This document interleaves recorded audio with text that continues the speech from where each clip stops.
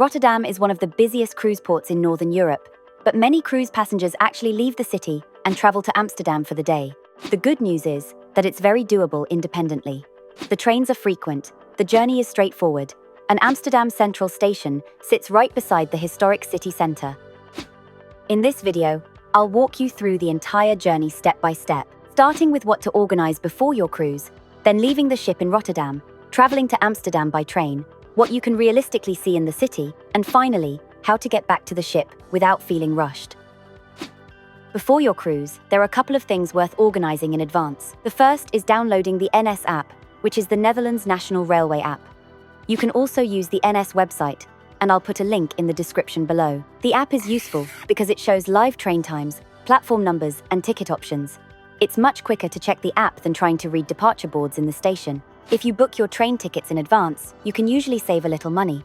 But there is also another option which can save even more. Inside the ticket section of the app, you'll find something called an off-peak group ticket. This currently costs around €77 for 2 or 3 people traveling together, and around €86 for 4 people. Up to 7 people can travel on one ticket. The only restriction is that you must travel during off-peak hours, which means after 9 in the morning and before 4:30 in the afternoon for the return journey, or later again after 6:30 in the evening.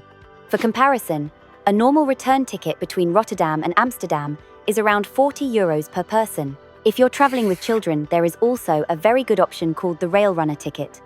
This costs €2.50 and allows children aged 4 to 11 to travel on Dutch trains all day. Children under 4 travel free. Another thing worth organising before your cruise is Anne Frank House tickets, if you want to visit. These tickets usually go on sale 6 weeks in advance on a Tuesday, and they sell out quickly.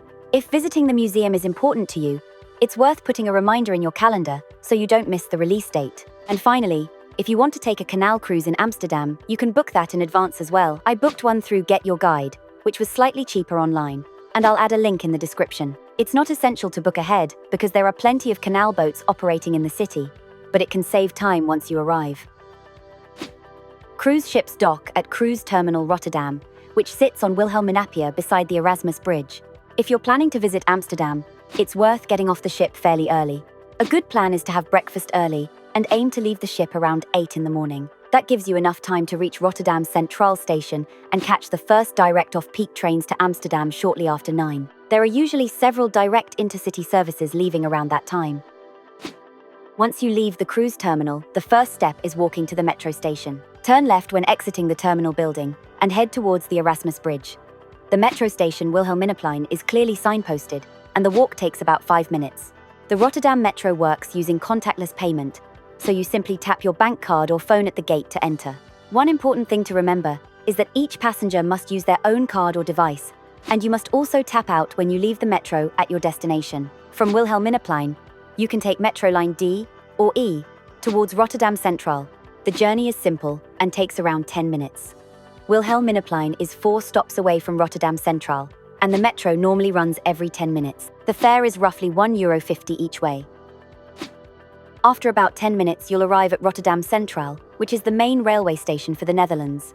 If you bought your train ticket through the NS app, you'll have a QR code, which you scan at the ticket gates to enter the train platforms. To find your train, open the departures section of the app and check the platform number. The station also has large departure boards, but it's often quicker to check the app directly. It's also worth checking again in the morning before you travel, because platform numbers can sometimes change. Rotterdam Centraal is a large modern station with plenty of shops and cafes, so if you want to grab a drink or a snack before boarding the train, it's easy to do that here.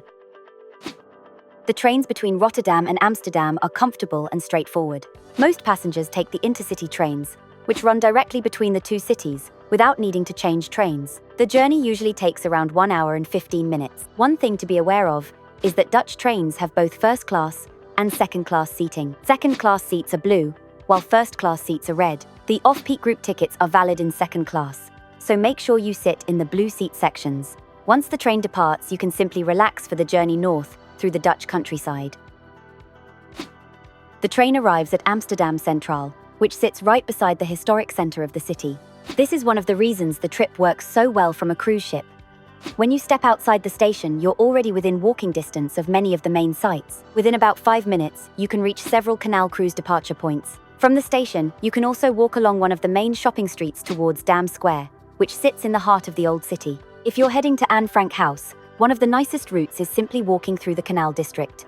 It takes about 20 minutes and gives you a good introduction to Amsterdam's historic canal houses. The key to enjoying Amsterdam during a cruise port stop is keeping your plans simple. Because Amsterdam Centraal is right beside the historic center, most cruise passengers will spend their time exploring the canal district around the station. One easy option is to start with a canal cruise.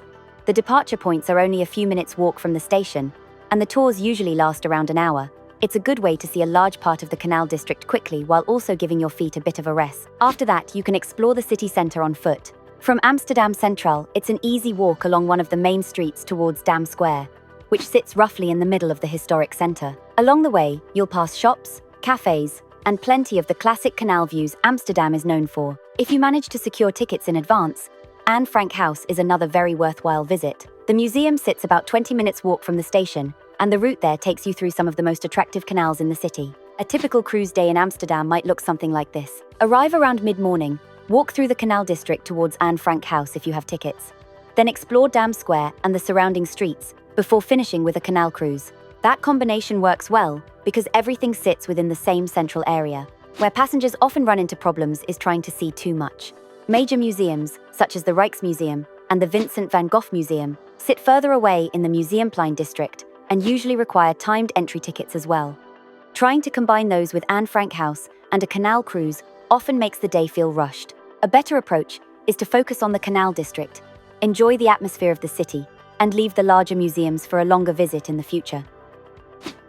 The most important part of the day is planning your return journey back to the ship. If you bought an off-peak ticket, you must travel before 4:30 p.m. or after 6:30 p.m. So that's something to factor into your plans. For a same-day cruise stop, leaving Amsterdam around 3:30 usually works well. That gives you enough time to walk back to Amsterdam Centraal, catch the train to Rotterdam, take the metro back to Wilhelminaplein, and walk back to the cruise terminal without feeling rushed. It's also a good idea to check the NS app earlier in the day and write down a couple of train options in case one service is busy or delayed. When you arrive back at Rotterdam Centraal, you simply repeat the metro journey you did earlier. Take metro line D or E towards De Akkers. Wilhelminaplein is 4 stops away, and the stop just before it is Loofhaven, which is a useful landmark to watch for. Just like earlier in the day, the metro works with tap-and-go contactless payment, so remember to tap out when leaving the station. From Wilhelminaplein, it's about a 5-minute walk back to the cruise terminal. You'll also need to allow time to pass through security and enter the cruise terminal building. The journey is very doable from a cruise ship, but the key is simply factoring in the full return journey. Amsterdam is a fantastic day trip from Rotterdam, but the city you dock in is also worth exploring. If you're still deciding whether to stay in Rotterdam or travel somewhere else, the next video you should watch is my guide to 10 things you need to know about Rotterdam Cruise Port. That video is on screen now.